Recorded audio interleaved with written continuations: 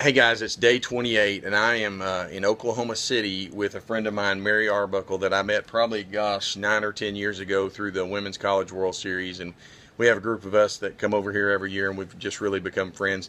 She runs a nonprofit over here called Other Options, and they specialize in taking care of the HIV and AIDS community in the Oklahoma area. Just an amazing operation she has here. They have a food pantry where people are allowed to come in and they get to pick what they want. I just saw a customer come in and he got to pick, gosh, they got fruits, vegetables, meat, just some amazing stuff. Really impressed. Mary, when did your mother found this and what was the heart behind it? She started Other Options in 1988. She was a social worker at the hospital, which is now OU Medical Center. And she was the person they sent the problem children to, or people that nobody else wanted to deal with. And when HIV first started in the 80s, this is the people that she helped.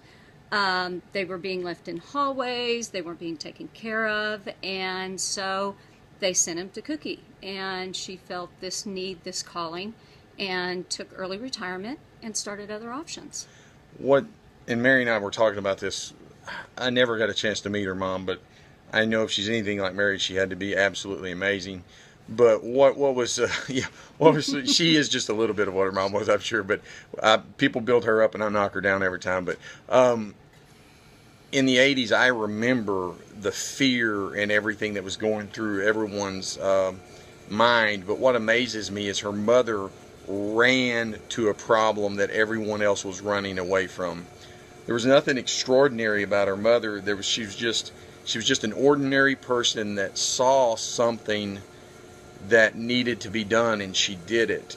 And 28 years later, here you are, and how many thousands of lives have they extended, have they loved on? And one thing I say this: perfect love cast out all fear.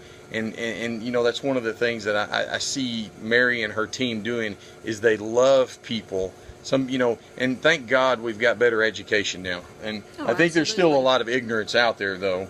But I think we got a lot better education, and that fear is not necessarily there. But in those first days, I can't even imagine, how important it was that your mother was coming in and just literally touching and loving someone and feeling the touch of a human being in that crisis time.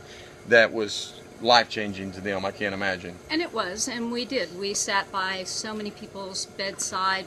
We watched them as they died. We held them. Yeah. Can't tell you the hundreds and hundreds of people that I have buried. But what's really neat is when I first started test counseling back in the, I think, late 80s, early 90s, the first person that I ever gave an HIV positive is still alive. Yeah, that's awesome. And the thing is I told them, what is different today that you were not yesterday and what you will be tomorrow? And I said, you're the same person, you just have to change a little bit of what you do every day. And he took that to heart. And he is very much alive today. Wow. Working full time, and is just a beautiful man. Yeah. And a lot of that I think has to do with you guys being in his life, educating him, helping him, being alongside. And also, we're not going to go into a lot of detail, but marrying them, there are a lot of people that fall through the cracks, I guess, is one of those things. Absolutely. And marrying them, make sure that they have the medication that they need to live. Basically, I mean, it's life or death. It's not. I mean, I'm dealing with homelessness, and it's not life or death in our world, but this is really life or death. And so they make sure that they deal with other organizations, they deal with medical personnel, caseworkers, and they make sure that these people have their medication so that they can stay alive. And so, I've come in and out of here several times throughout the years, and it's amazing to see their clients, to see the volunteers that work with them and love on them. And Mary's a lot like the Russ Bus.